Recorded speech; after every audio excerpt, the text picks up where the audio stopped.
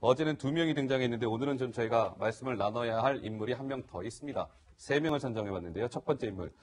요즘에 정말 논란이 끊이질 않고 있는 박찬주 육군 제2작전사령관, 육군 대장이죠. 얘기를 어제도 저희 최진모 교수님 한참 했잖아요. 그렇죠. 근데 할 얘기가 또 있습니다. 한번 뜯어보도록 하죠. 장관 경고 받고도 점점점. 최 교수님. 예. 그러니까 이 박찬주 사령관이요. 갑질이가 어제 오늘 일이 아니었던 거죠. 이미 오래전부터 갑질이 있어서 한민구 국방부 장관이 지난해 직접 박찬주 사령관을 불러서 당신 조심해. 예. 조심하지 않으면 문제될 것 같아. 구두 경고를 한번 했었다면서요. 그랬음에도 불구하고 계속 그 일이 반복된 거 아니겠습니까? 그러니까 1차적으로 장관이 경고를 받았으면 네. 아내를 잘 단도리를 해야죠. 그러니까 부인이 아무리 무서워도 그렇지. 부인이 무서운가 봐요. 박찬주 대장 같은 경우에. 그러니까 부인이 그런 행동을 함에도 불구하고 계속 그걸 허용하고 도리어 문제를 제기하는 병사들, 공관병들한테 내 와이프는 여단장급이, 여단장이면 준장급이거든요. 원스타죠, 원스타. 말이 됩니까? 아니, 네. 무슨 자기 남편이 대장이면 자기 부인은 원스타. 물론 군대는 그런 게 있긴 합니다만 그게 잘못된 거잖아요. 네. 그러니까 박찬주 대장 같은 경우에는 이게 문제가 안 될 거라고 생각했나 봐요. 그러니까 군내에서 그냥 장관이 경고해도 내가 그저 대장등 되는데 이게 뭐 큰 문제가 되겠어? 라고 안이하게 생각하고 판단하는 경향이 있다고 저는 봅니다. 예. 만약에 그걸 심각하게 받아들였으면 뭐 아내한테 얘기를 하든지 아니면 공관병에 대해서 그러게요. 단속을 쳤겠죠. 그런데 그렇게 네. 하지 않았다는 것은 이 문제를 별로 심각하게 받아들이지 않았다. 그 말은 또 다시 얘기하면요. 지금도 어디선가 또 다른 공관병들이 비슷한 경우를 네. 당하고 있을 수도 있다. 그만큼 장성들이 생각하는 이 문제의 심각성이 네. 이번에 군인권센터에서 이걸 크게 문제 삼아서 문제가 됐고 사회적 여론이 형성돼서 지금 문제가 되지 네. 실제적으로 이런 일을 많이 당하고 있음에도 불구하고 아무도 거기서 얘기하는 것을 들어주지도 않고 또 실제 군내에서 이 문제를 해결하기 위해서 열심히 노력하는 모습도 보이지 않았다 네. 하는 것이 이 사례를 통해서 보여지는 게 아닌가 하는 생각이 듭니다. 근데 네, 이거는 좀 짚고 넘어가야 될 부분인데요. 지금 이 얘기가 왜 나왔는가? 이게 의도가 굉장히 중요하다고 생각하는데요. 그러니까 이렇게 공관병을 막 함부로 부리거나 이러는 것은 박찬주 대장의 하나는 일이다. 지금 이렇게 공관병들이 군내에 굉장히 많고 굉장히 많은 장군들이 있지만 그런 장군 다가 공관병들을 이렇게 다루거나 이러는 것은 아니다라고 하는 메시지를 하나 던져주고 싶었다고 생각이 되고요. 네. 또 하나는 군내에 기무사령부가 있잖아요. 네. 그러니까 이런 것들 하라고 사실은 기무사령부가 있는 거거든요. 그러니까 이런 것들이 어찌됐든 군 내부 조직에서 한번 걸러져서 한민국 국방장관을 통해서 경고의 메시지가 갔던 것이다. 네. 우리 군이 자정력이 전혀 없는 것은 아니다라고 하는 것들을 뭔가 바깥으로 얘기하고 싶은 사람이 이걸 아마 언론에다가 근데 얘기할 것이다. 저는 박찬주 사령관 갑질 이 행태가 끝이 없는 것 같은데 이 얘기 좀 잠깐 해야 될 것 같아요. 김태현 변호사 어떻습니까? 2015년 얘기였어요. 그러니까 박 사령관 아내가 그 공관병한테 하도 뭐라고 그래서 이 공관병이 참다 못해서 공관을 좀 약간 이탈했나 봐요. 그랬더니 이 박 사령관 부부가 어떤 조치를 했냐면 너는 이 공간이 이렇게 편한지 모르고 감히 이 공간을 뛰쳐나갔단 말이야. 너 GOP로 가. 해서 실제로 GOP로 갔다면서요. 그랬다가 다른 부대로 전출시켜버리고. 그렇죠. 이제 그 공관병에 대한 인사 조치를 육군 박찬주 대장이 그다음에 내가 했다는 거 네. 아니겠습니까? 그건 뭐 인사 조치의 이제 사유들이 중요한 건데 예를 들어서 어떤 그 공관병에 있을 때 업무 자체에서 문제가 있었다든지 뭐 근무지를 이탈했다든지 이렇게 하게 되면 뭐 인사 조치나 부대 전발을 할 수도 있겠으나 이건 그게 아니지 않습니까? 네. 그 저게 본인의 업무 혜택이라든지 업무 능력과 전혀 상관없는 거죠. 부인 비위 못 맞춘 것 뿐인데 그걸 가지고 이제 인사 조치를 했기 때문에 박찬주 사령관의 저런 행위들도 직권남용이 아니냐는 얘기들도 지금 나오고 있는 겁니다. 네. 네. 과연 그게 저는 저 과정에서 네. 제대로 어떤 행정적인 처리가 이루어졌는가가 궁금해요. 그러니까 일주일 너 가서 정신교육 좀 받고 와 하고 일주일 GOP로 12사단으로 보낸 거 그런 아닙니까? 거죠. 네. 한 명만 보낸 게 아니고 그 후임병도 또 보내고 막 그랬단 말이에요. 그렇다면 이게 보통 이제 저도 군에 있을 때 몇 번 이렇게 파견식으로 다른 부대로 간 적이 있는데 네. 그럼 사전에 다 그 명령 내고 협의하는 절차가 있지 않습니까? 그런 절차를 제대로 밟아서 과연 이 공관병들을 거기로 보냈을까? 이 부분도 확인이 필요합니다. 이 지금 나오는 얘기 중에 보면 하나는 아들이 지금 이제 군에 현역이죠. 갔을 때 네. 수시로 전화해서 아들이랑 통화를 했다는 거 아닙니까?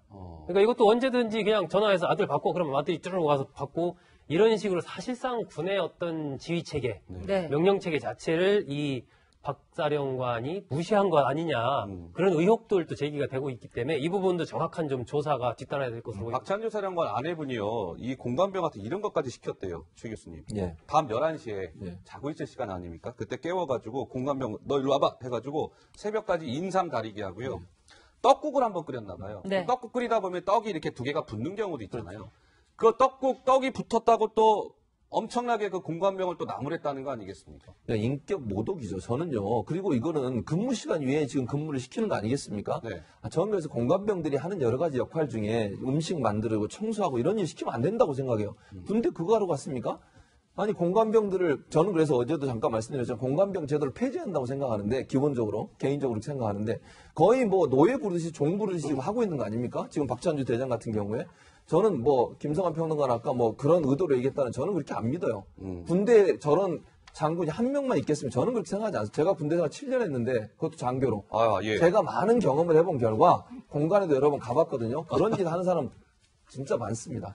지금도요, 정신 못 차리고 공관병들을 마치 자기 집에 종 부리지 않은 그런 장군들 많아요. 네. 국방부가 이번에 지금 이제 그 국방부 장관도 새로 됐지만 논란 끝에 됐지 않습니까? 이거 척결 못하면요. 네. 본인 지금 그 가지고 있는 자리도 어떻게 될지 몰라요. 그러니까 정신 차리시고 문재인 정부가 이 문제를 뿌리 뽑아야 돼요. 이렇게 군 내에 인권이 사각지대에 놓여 있고 인권이 엄청나게 유린되는 이런 상황들이 아니 떡을 붙어 있을 수도 있는 거 아닙니까? 네. 먹으면 되는 거지 그거를 두 개 붙어 있다고 비난하는 게 말이 됩니까 이게? 예, 그거는 그런 일반 말입니다. 자기 집에 와서 일하시는 아주머니한테 그렇게 못할 것 그렇게 같아요. 해서는 안 네. 되죠. 그건 정말 그렇죠. 군의 신성한 국방 임무를 하려고 한 그 군인에게 그런 태도를 보인 것은 정말로 잘못된 행동이라고 생각합니다. 네. 이게 박찬주 방금 전에 사- 말씀하셨지만 네. 그 제가 군 소식통의 의도를 말씀드린 거는 그걸 옹호하겠다는 뜻으로 말씀드린 건 아니고요. 이른바 한마디로 요약하면 군에서 꼬리 자르기 하고 싶어 하는 것 같다. 네. 그러니까 다 같이 모든 사람이 다 그런 것처럼 우리를 매도하지 말라고 하는 의미나 자신들의 어떤 그런 생각을 군 소식통을 통해서 언론에게 전한 것 같다라는 네. 해석을 말씀드린 거고요. 음. 저걸 어떻게 이해할 수 있는 사람이 있겠습니까? 그렇죠. 아무도 이해할 수가 없는 거고요. 당연하죠. 네. 네. 저는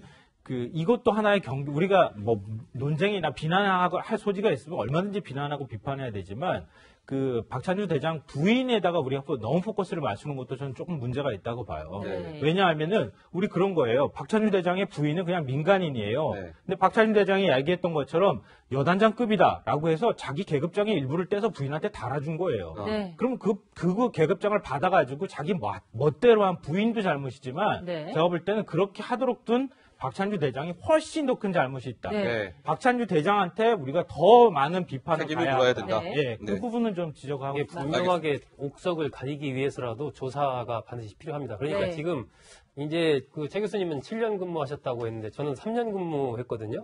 근데 이게 저 공관병 부분에도 분명히 이제 그러니까 국가를 위해서 그냥 헌신하고 봉사하는 많은 장군들, 많은 군인들이 있단 말입니다. 정말 이른바 참군인들이 알겠습니다. 많이 있어요. 네. 그렇기 때문에 이번 사태로 인해서 전부 다 이렇게 몰매를 맞는 그것은 바람직하지 않기 때문에 그것을 분명하게 옥석을 가리기 위해서라도 조사를 해서 네. 문제 있는 부분은 과감하게 도려내고 그렇지 않은 부분은 그렇지 않다라는 것을 분명히 해줄 필요가 네. 참고로 박찬주 사령관에 대해서 국방부가 오늘 오후 한 3시경, 3시 또는 4시라고 취재기자가 얘기하던데 3, 4시경에 중간 조사 결과를 국방부에서 문상균 국방부 대변인이 발표를 한다고 합니다. 네. 일단 중간 조사 결과가 어떻게 나오는지도 한번 저희가 지켜봐야 될 것 같고요. 네. 예.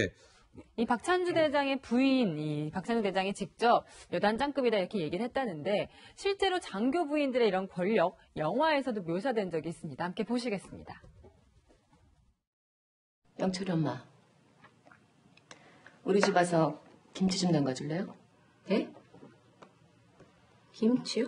배추는 사놨는데 담기가 귀찮네. 내가 늙나? 김치 하나 담그는데 온 관사가 수선을 떨어 귀찮은가 봐. 내가 담을게요. 아니에요. 젓갈을 뭘 쓸까 그거 생각하느라고요. 백김치도 담을까요? 하는 김에. 사모님, 서피에로리 같으시다. 나 글래머시니까 멀리 봐도 색깔 너무 잘 받는다. 갑자기 또 뭘 사모님이요, 사모님. 그냥 계속 언니라고 불러. 무슨 말씀이세요? 교육대장 사모님한테. 하나, 둘, 셋. 사모님! 네, 인간 중독이라는 영화의 한 장면이었습니다. 오죽하면 영화에도 저런 장면이 등장했었겠습니까? 그런데 김태현 변호사께 질문을 드리겠는데 이 박창주 대장 부인은 당연하고요. 민간인이니까. 박찬주 사령관하고 이 부인이 이 부부가 형사 고발을 당했대요. 활빈단이라는 시민단체가 직접 형사 고발을 했다는데 이거 어떻습니까? 처벌 가능성이 실제로 있습니까? 뭐 형사고발을 안 하더라도 뭐 인지수사를 할 수 있는 거니까 사실 네. 형사고발 자체가 중요한 게 아니라 진짜 좀 수사를 하냐는 건데 부인은 민간인이잖아요. 민간인이. 네. 그러니까 민간이니까 원칙적으로 군형법, 공검찰의 적용 범위는 아니고 일반 검찰로 갈 거고 박찬주 대장 같은 경우에는 현역 군인이기 때문에 이제 군형법의 적용을 받고 군검찰 수사를 할 건데 다만 이런 건 있어요. 그러니까 첫째는 박찬주 부인이 한 거는 지금 다 나와 있는 것 같은데 박찬주 대장이 뭘 했냐는 것까지 아직은 안 나와 있거든요. 그러니까 이제 부인이 그렇게 하는 거에 대해서 방조했다는 이건 건데 만약에 아주 엄격하게 얘기해서 박찬주 사령관이랑 부인이랑 뭐랄까 이 공모라고 해서 참 그렇긴 한데 뭐 빈대떡 던지고 야 여보 그럼 내일 그럼 던져 그리고 뭐 공부하지 않았을 거 아니겠습니까? 네. 그런데 이제 예를 들어서 다른 것들 뭐 예를 들면 뭐 어떤 가혹행위를 했다거나 이런 부분에 대해서 공범관계가 좀 밝혀진다고 하게 되면 두 사람을 군형법에 공범으로 처벌할 수는 있어요. 이론상으로는. 근데 이제 현실에서 그 공범관계 입증하는 게 쉽지는 않겠죠. 그러니까 아마도 따로따로 갈 거예요. 예. 그 부인은 네. 일반적으로. 그러니까 부인은 지금 거론되는 장군은 게 군형법으로. 부인은 폭행, 협박, 강금, 강요 이런 혐의가 지금 거론이 되고 박찬주 사령관은 직권남용 혐의가 가능하지 않겠느냐라는 얘기가 좀 있더라고요. 직권남용. 그러니까요. 예. 직권남용이라는 혐의를 가능할지는 모르겠는데 그것도 이제 두고 봐야 되겠죠. 네. 근데 이제 문제는 저는 그렇게 생각해요. 지금도 현재 박찬주 대장이 업무를 하고 있어요. 이런 이제 논란이 되고 있는 상황에서도. 네. 왜냐하면 전역 지원서를 냈는데 그걸 전역을 시키면 안 되잖아요. 안 되죠. 시켜버리면 결국 이제 연금도 다 받게 되고 그 불명예 퇴진을 시켜야 되는 상황이 됐는데 지금 현재 아무런 조치를 국방부가 취하지 않고 있는데 저는 일단은 직위 해제해서 대기 발령을 내야 한다고 생각해요. 저렇게 논란이 되고 있는 대장이 지휘하는 그 군대가 제대로 영이 서겠습니까?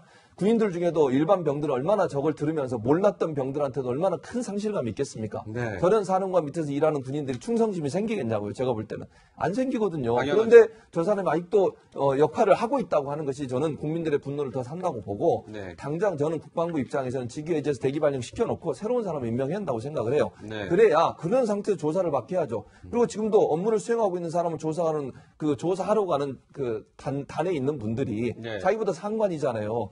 저분은 얼마나 잘 조사를 할 수 있겠습니까? 그러게요. 군이 얼마나 그 명령체가 강한 조직인데 그런 상황이라고 하면 국방부의 태도가 상당히 미온적이라고 생각이 들고요. 예. 좀 더 적극적으로 국민이 생각하는 감정들을 좀 잘 헤아리셔서 저 태도를 취하셨으면 좋겠습니다. 어제 저희 채널A 종합뉴스에서는 이 사건과 관련해서 이 공관을 별들의 작은 왕국이라고 표현했습니다. 별들의 작은 왕국.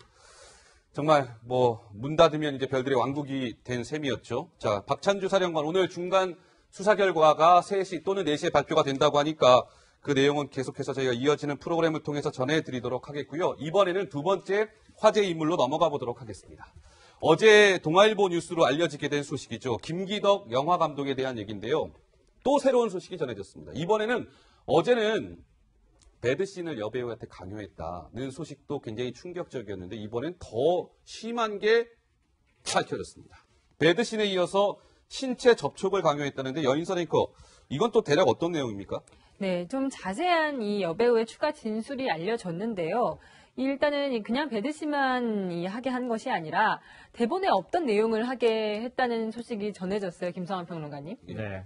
이게 남성이 특정한 신체 부위를 만지도록 특정 강요를 부위를 했다는 여배우한테 거죠. 만져라 네. 이렇게 강요한 거죠. 그러니까 원래는 이제 대체 보형물 같은 걸로 이제 그런 연기를 하려고 했었는데 네. 그게 아니고 실제로 이제 그렇게 하도록 강요를 했다 이런 건데요. 여배우랑 이런 문제들 때문에 굉장히 티격태격 굉장히 논란이 좀 서로 간에 이제 감정싸움 같은 게 좀 있었던 것 같고 그래서 여배우가 2차례 촬영하고 그냥 그만뒀다는 거 아닙니까? 주인공이 이제 바뀌었다고 하는 건데요. 이게 사실은 이제 여배우 입장에서 우리 이제 성추행이나 이런 문제로 얘기를 하게 되면 배우가 연기를 하는 것을 추행의 관점으로 볼 수 있는가? 이 굉장히 애매한 문제인 것 같아요. 네. 네. 더군다나 김기덕 감독 같은 경우에 사실 영화에서 드러난 이렇게 표현하면 모르겠지만 약간 괴팍한 어떤 그런 느낌의 어떤 스토리가 굉장히 많거든요. 그리고 굉장히 적나라하게 어떤 인간 군상을 표현한다거나 이런 부분들도 많기 때문에 그런 것들을 진짜 순수하게 연기나 연출하는 차원에서 얘기를 한 것인지 네. 아니면은 좀 다른 의도가 있는 것인지 이런 네. 것들에 대해서 좀 이게 영화 촬영이라고 하는 과정에서 벌어진 것이고 이게 그러니까. 당사자 간의 문제가 또 아니기 때문에 굉장히 애매한 지점이 좀 있는 것 같아요. 음. 그 여배우 입장에서는 좀 불쾌하다. 나는 당연하죠. 거부를 할 수 있는 권리는 여배우한테 있는 것은 사실이지만 그 과정에서 얼마나 강압적인 요구가 있었는지라든가 이런 예, 것들을 좀 알겠습니다. 더 확인을 해봐야 될 필요가 있을 것 같아요. 여배우의 주장이긴 합니다만 이렇게 했다는 거죠. 그러니까 원래 대본상에는 그 남성의 특정 신체 부위가 이제 모형으로 돼 있었나 봐요. 모형. 그거를 터치하게 이렇게 만지게끔 되어 있었는데 그거를 이제 여배우가 당연히 거부감을 느낄 거 아니겠습니까? 저 못하겠습니다, 감독님. 그랬더니 또 주변의 스태프들을 다 내쫓고 그리고 이제 단둘이 있는 자리에서 그 신체 부위를 만져 이렇게 강요했다는 게 지금 이거 여배우의 주장입니다. 예. 근데 그 남자 배우 뭐가 되는 거예요? 그렇게 되면. 그렇지 않습니까? 예. 아니, 사실 엄격하게 남자 배우도 피해자라고요. 당연히 피해자죠. 나는 시나리오 없는데 갑자기 감독이 와가지고 여배우랑 나랑 셋이 딱 먹는 사람인데 야, 이걸 해. 그러면 남자 배우는 얼마나 당황스럽겠어요. 근데 이제 예. 문제는 그러니까 약간의 이제 양측의 주장이 어떻게 나뉘는 거냐면 여기까지는 팩트인 것 같아요. 그러니까 시나리오에 뭔가 남성의 신체 부위 어딘지 제가 말씀을 드릴 수가 없습니다. 이거 참 뭐라 말할 수가 없어요. 어쨌든 예. 그 신체 부위를 잡고 하는 배드신이 있었던 건 맞아요. 시나리오 자체에는. 네. 근데 그거를 실제를 하느냐 아니면 이게 마네킹을 하느냐 이 차이거든요. 네. 결국 사실 엄청난 차이죠. 그러니까 여배우는 마네킹 하기는데 제가 그렇게 마네킹 표현을 들은 겁니다. 편의상. 마네킹 하기는데 왜 자꾸 실물을 하라는 거야? 이렇게 얘기를 한 거고. 김구독 감독은 원래 배드 하기로 돼 있었는데 그게 무슨 상관이야. 아주 리얼함을 살리기 위해서 실물을 하자라고 하는 거 아니겠습니까? 네. 근데 시나리오상에 이제 그런 마네킹 실물이라고 써지는 않았겠지만 어쨌든 그 당시에 여배우가 나 이거 너무 수치스러워서 못하겠습니다. 예. 제의를 하면 그 부분은 감독으로서 사실은 여배우의 의견을 존중해야 될 필요가 있는 시나리오를 거죠. 약간 네. 수정한 근데 왜 거겠죠. 못하겠다는 걸 예. 끝까지 강요한 거 아니겠어요? 어차피 실물 하나, 마네킹 하나, 영화 나올 때는 모자이크 처리하든지 편집 될 거 뻔한데 예. 뭘 그렇게 김기덕 감독이 강요했는지 저는 납득이 안 되는 거고. 근데 네. 중요한 거는요. 네. 실제로 찍었다는 거예요. 실제로?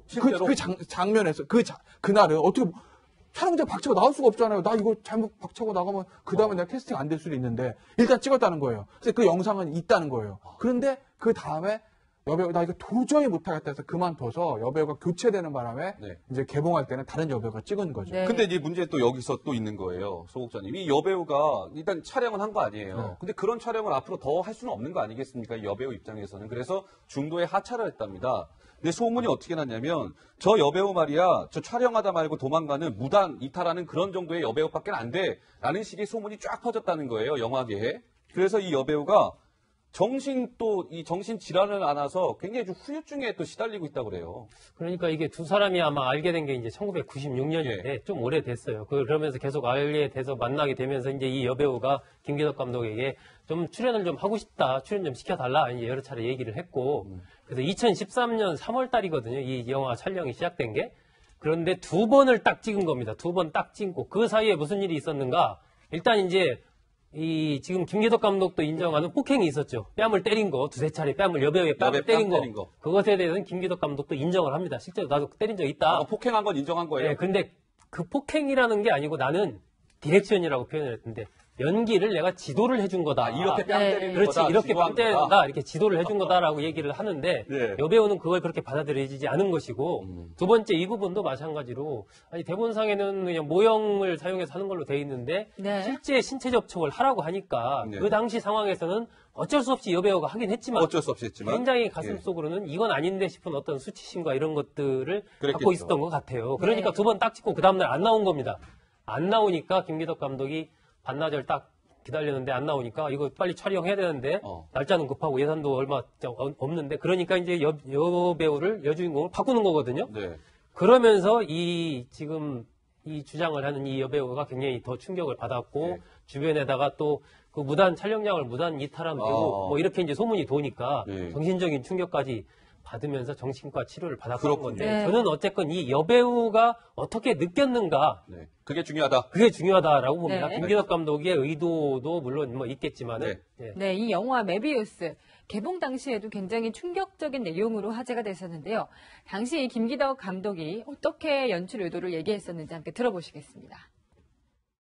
한국 사회가 이제 도덕과 윤리 안에서 성이나 섹스, 어떤 욕망들이 좀 어둡게 포장돼 있잖아요. 그 어둡게 포장된 성에 대해서 가장 가깝게 우리가 폭넓게 이해해야 되는 그런 문제라고 생각해요. 뭐 많은 분들이 이게 김기덕 감독 얘기하고 있으니까 다 알고 계시겠지만 중간 점검 한번 하겠습니다. 이 김기덕 감독 말씀은 많이 들으셨을 텐데 한국 그 영화 감독으로는 처음으로 제69회 베니스 국제영화제 최고상이죠. 황금사자상을 받았던 나름대로 명성이 있는 감독이에요. 김성환 평론가님. 네. 그러니까 더 충격적인 것 같아요. 이러한 내용들이. 사실은 제가 이렇게 말씀드리면은 네. 많은 분들이 여성의 감정을 더 우선해야 되고 원래 추행이라는 감정 자체가 여성이 일단 가장 중심에 놓여 있어야 되니까라고 반박을 하실지는 모르겠는데요. 이제 김기덕 감독의 어떤 그동안의 삶이나 이런 것들을 보면 일단 작가주의 영화를 찍어왔잖아요. 네. 네. 그리고 굉장히 영화 자체가 독특하고 그래서 그 현장에서 연출을 하는 과정에서 또 다른 요구들을 하는 이런 경우가 굉장히 많거든요. 네. 홍상수 감독 같은 경우는 대본 없이 막 찍는다거나 막 이런 경우가 굉장히 많은데 그 과정에서 굉장히 리얼하게 어떤 상황을 연출하기 위한 요구였을 수 있다고 저는 생각해요. 네. 근데 그러면 여배우가 그걸 거부를 하게 되면 자신의 연출 의도가 제대로 살지 못하기 때문에 여배우한테 하라고 강요를 했을 개연성이 저는 있다고 생각이 되고요. 네. 다만 저는 그 과정에서 있었던 뭐 어떤 배우, 연기를 지도하는 과정에서 이렇게 한번 해보란 말이야. 그래서 뺨을 때린다거나 이걸 그러니까 나중에 가서 폭행의 소지나 논란의 소지는 충분히 있다고는 생각되는데 제일 큰 문제는 뭐냐면은 그렇게 해서 두 사람이 영화를 더 이상 촬영할 수 없는 상태가 됐을 때 그때 김기덕 감독이 영화 촬영장에서 있었던 일에 대해서는 여배우한테 근데 미안하다라고 네. 한다거나 그 이후에 사후 조치들을 취했어야 하는데 그걸 취하지 않아서 오늘날 같이 더 큰 문제를 야기했다. 네. 그 문제에 대해서는 서로 간에 오해 소진이 있었을 수 있지만 김기덕 감독의 대처는 부적절했다. 이렇게 저는 부적절했다. 생각합니다. 배우 신주아 씨는 이렇게 주장합니다. 김기덕 감독 첫 대면한 자리에서 스태프들을 이물질이라고 호칭을 하고요. 여배우는 아줌마라고 불렀다는 게 또 배우 신주아 씨의 새로운 증언도 도착해 있습니다. 다음 인물로 한번 넘어가 보도록 하겠습니다. 세 번째. 오랜만에 등장하는 분입니다. 아마 이 방송을 지켜보고 계신 시청자 여러분들께서 정말 반갑다 하실 텐데요. 정말 전설적인 여배우죠. 최은희 씨 얘기를 해보겠습니다. 위독 상태에서 회복. 몸이 많이 아프셨어요? 그렇죠. 최은희 씨가? 예, 지금 그 아들이 사실은 지난 7월 달에 네. SNS 글을 올렸어요. 어머님이 많이 아프시고 위독하다. 물 한 모금 못 드신다. 무섭다. 이런 얘기를 7월 31일 날 신정균 씨, 최은희 씨 아들이죠. 네. 신상옥 감독하고 최은희 씨 사이에 낳은 아들인데 네. 아들이 올렸다가 다행히도 최근에 이제 그 문화재단에 근무하시는 김두호 신영균 문화재단 상임이사가 다시 기력을 되찾고 계시다. 최은희 여사가 예. 이렇게 얘기를 하고 있어서 다행히도 지금은 몸이 회복되는 상태인 것 같아요. 네. 지난 2006년에 이제 남편이 돌아가셨지 않습니까? 그랬죠. 신상옥 감독이 돌아가시고 그 이후부터 건강이 많이 악화되신 것 같아요. 그래서 아마 남편을 잃은 마음의 상처도 있었던 것 같고 이제 네. 연세가 드시다 보니까 아무래도 여러 가지 지병들이 오는 것 같은데 위독한 상태에 빠졌다가 다행히 다시 회복이 돼서 또 최은희 신상옥 부부 하면 우리가 잘 아는 것처럼 이제 북한에 납치돼 가서 영화를 그랬었죠. 만들었던 그런 경력도 78 있어서 년도에. 예, 그래서 아주 좋으신 두 분 다 능력이 많으시고 사실은 최은희 씨 같은 경우는 김정일이죠. 김정일이가 두 분을 너무 좋아해서 사실은 납치를 해가지고 나쁜 방법이죠. 납치를 해가서 영화를 만드는데 많이 이렇게 네. 지원도 해주고 실제 무슨 일화도 있냐면 실감나게 영화를 찍기 위해서 실제 열차를 부딪히게 만들었대요. 오, 그래요. 보통 우리가 그렇게 안 하잖아요. 세트를 네. 짓거나 아니면 그럼요. 무슨 뭐 CG로 그래픽 하고 처리하든지. 그렇게 하는데 김정일 같은 경우에는 영화 광이어서 실제 실감나게 해서 실제 열차를 충돌시키는 장면까지 했다고 하는 그런 일화도 있는데 아주 다양한 경험을 했던 분들이고 그래서 다행히 탈출하셔서 우리나라에 돌아오셔서 그렇군요. 이제 살고 계시는데 몸이 빨리 좋아져서 다행이고 좀 더 건강을 회복하셔서 나머지 활동도 좀 하셨으면 좋겠다는 생각. 저도 그랬으면 좋겠고요. 최은희 배우가 올해 연세가 91세더라고요. 91세. 네. 예, 건강을 되찾았으면 좋겠습니다. 예. 네, 이 납북 사건 당시에 김정일이 직접 이런 얘기를 하기도 했었는데요. 함께 들어보시겠습니다. 그래서 그 사람하고 대화를 했는데 그 사람 데려오는 건 남자 데려오는 건 동물이다. 동물인데 남자 데려오지 말고 신남동은 인사를 이용하자고 몰고 왔다.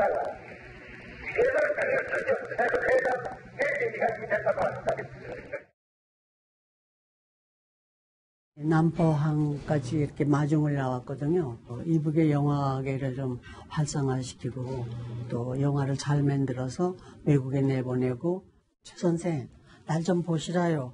나 이거 난쟁이 똥자루 같지 않습니까? 공포에 질려서 그냥 이러고 이제 들어가니까 그 분위기를 좀 완화시키기 위해서 그래서 실제로 이 북한에 네. 가서도 작품 활동을 많이 했는데 김성환 평론가님 좀 네. 유명했던 작품이 어떤 거죠? 춘향전인가 네. 찍었던 게 아마 그 춘향전. 당시에 네. 많이 회자가 되고 또 알려지기도 했었는데요. 네. 방금 전에도 말씀 나왔던 것처럼 김정일 위원장 하면 뭐 그 영화 광이라고 많이 알려져 있기 때문에 얼마나 사실은 그 사람을 데리고 오고 싶었으면은 납치까지 했겠나 이런 생각도 들고, 그러니까 두 분 사건이 이제 70년대 말에 이제 납치가 되고, 그다음에 80년대 한 8년 뒤에 이제 80년대 중반 좀 지났을 때 86년도에 또 탈출을 또 다시 극적으로 남한으로 온 했거든요. 거죠? 예. 탈출한 그 스토리 자체를 아마 지금 중년 세대 이상 분들은 굉장히 생생하게 기억하고 있을 거예요. 워낙 유명한 사건이어가지고. 네, 네. 그러니까 그랬던 분들이 역사 속에 이제 역사의 한 페이지로 이렇게 넘어가는 과정인 것 같아서 참 여러 가지 생각을 나게 만드는 그런 일인 것 같습니다. 네, 알겠습니다. 원로 배우 최은희 씨가 건강이 나빴다가 조금씩 회복세에 있다는 소식까지 전해드렸습니다. 화제의 인물 소식까지 짚어봤고요. 이번에는 여인선 앵커가 야심차게 준비한 사건 투데이 순서로 넘어가 보도록 하겠습니다.